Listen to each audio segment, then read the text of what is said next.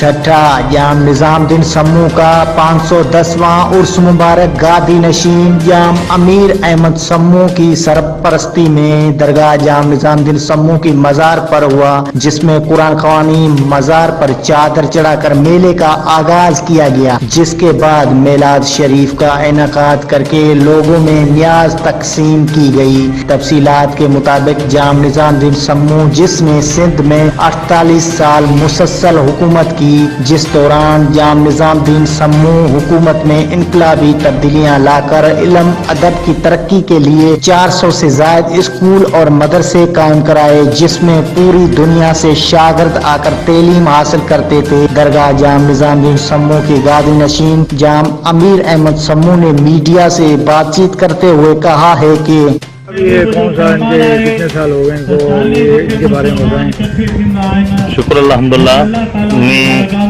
بڑے آپ کا نہایت شکر گزار ہوں۔ یہ ہمارے جام نظام الدین درگاہ،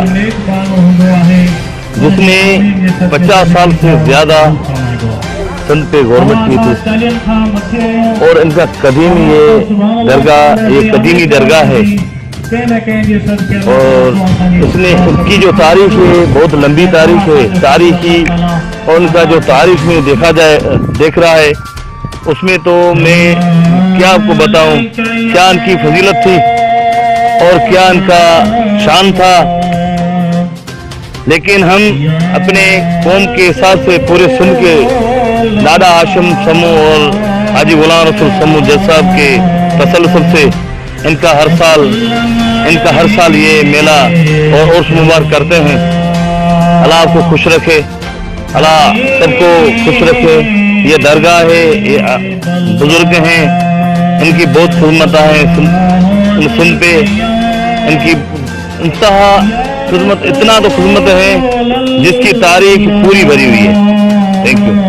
کیمرہ ٹیم کے ساتھ الطاف نارجو، راز نیوز، ٹھٹا۔